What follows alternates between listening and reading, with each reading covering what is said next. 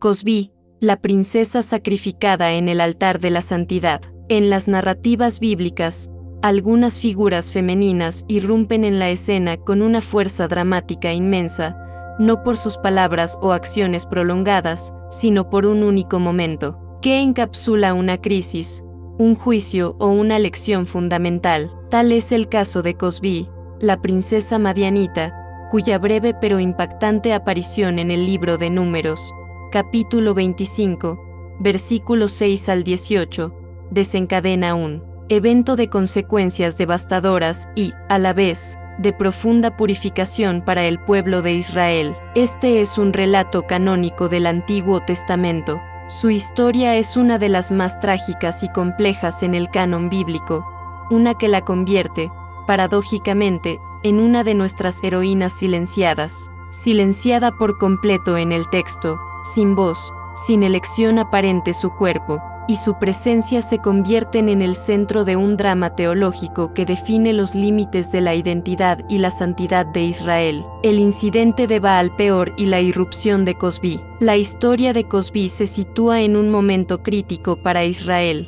Después de décadas de vagar por el desierto, están acampados en Sittim, en las llanuras de Moab, al borde de la tierra prometida. Es aquí donde la nación se enfrenta a una de sus pruebas más grandes y moralmente corrosivas, la seducción. El relato establece el contexto: moraba Israel en Sittim y el pueblo empezó a fornicar con las hijas de Moab, las cuales invitaban al pueblo a los sacrificios de sus dioses. Y el pueblo comió y se inclinó a sus dioses. Así se unió Israel a Baal Peor, y el furor de Jehová se encendió contra Israel. Esta apostasía no era solo sexual, sino también idolátrica, una traición directa al pacto con Yahvé. Como consecuencia, una plaga divina asoló al pueblo, cobrando miles de vidas. Es en este ambiente de luto y juicio divino que Cosbi, una mujer madianita, hace su entrada dramática. El relato describe la escena: y he aquí un varón de los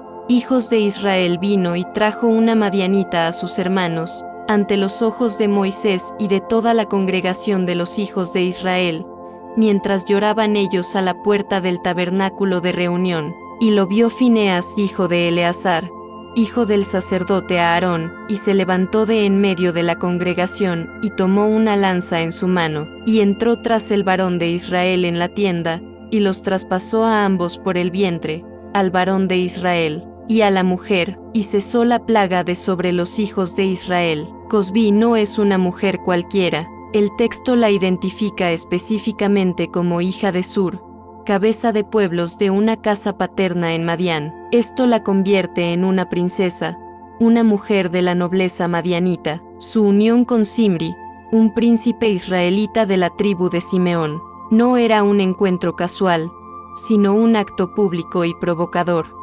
Una alianza que desafiaba explícitamente las leyes divinas y ponía en peligro la pureza de la comunidad israelita. Su muerte junto a Zimri detuvo la plaga, y la acción de Fineas fue alabada por Dios como un acto de celo que aseguró un pacto de sacerdocio perpetuo para su linaje. Cosbi, un símbolo trágico de la tentación extranjera. La historia de Cosbi es densa en simbolismo y significado, aunque su humanidad individual permanezca oculta. La encarnación de la amenaza extranjera.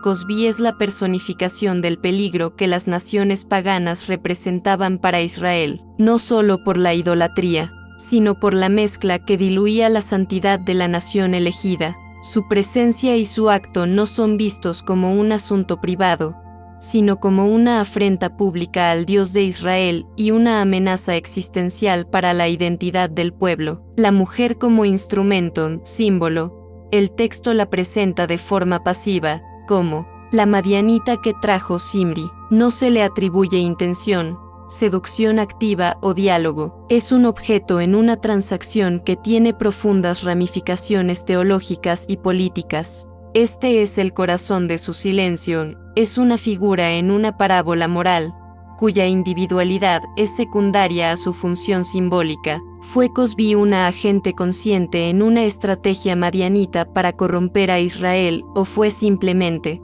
una participante culturalmente ajena y una víctima de un celo implacable? La Biblia no nos da su perspectiva. El vértice de la transgresión, su muerte, no es solo un castigo individual, es el punto culminante de la purga de la idolatría en Baal Peor. Es el sacrificio final que detiene una plaga que ya había matado a 24.000 israelitas. Su sangre, junto a la de Zimri, sella el cese de la ira divina. La importancia de la separación. La historia de Cozbi es un poderoso recordatorio de la exigencia de Dios a Israel de ser un pueblo apartado o santo. La mezcla con las prácticas idólatras y las alianzas matrimoniales con naciones paganas eran vistas como una contaminación directa que amenazaba la relación de pacto de Israel con Yahvé. Cozbi es la advertencia encarnada de este peligro. Comparación implícita con otras mujeres, a diferencia de Rahab, la prostituta cananea que salvó a los espías israelitas y se integró en el linaje de David. Cozbi es una figura de advertencia. Mientras Rahab eligió la fe en el Dios de Israel, Cozbi, en su contexto, representa la elección opuesta o el destino de la que es objeto de la elección del extranjero. Cozbi, en el contexto del libro de los jubileos, la condena sin apelación. El libro de los jubileos, con su profunda preocupación por la pureza del linaje de Israel y la estricta observancia de la ley, habría visto el incidente de Cozbi como una de las más flagrantes violaciones del pacto. La condena de la idolatría y de los matrimonios mixtos es un tema recurrente y central en Jubileos, que enfatiza la necesidad de Israel de permanecer santo y separado de todas las naciones impuras. Para Jubileos, Cozbi no sería una figura a compadecer, sino una prueba innegable de la depravación de los gentiles y la extrema necesidad de la acción violenta de Fineas. Su muerte sería justificada y glorificada como un acto de celo divino que salvaguardó la pureza de Israel y reafirmó la inviolabilidad de las leyes de Dios. La narrativa de Jubileos amplificaría la justificación de la acción de Fineas, presentándola como un modelo de piedad y obediencia, y a Cozbi como el epítome de la corrupción que Israel debía erradicar a toda costa para preservar su identidad.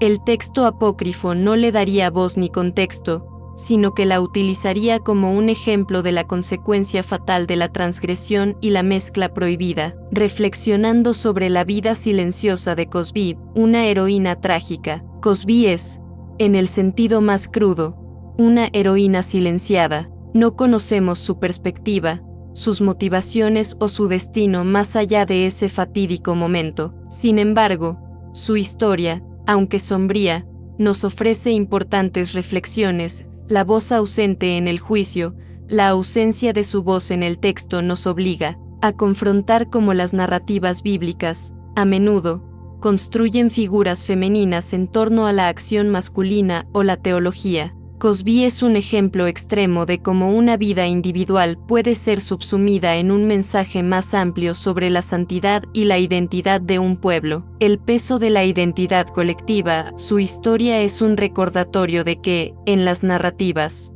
de la antigüedad, el destino individual estaba a menudo subordinado al destino y la pureza de la comunidad.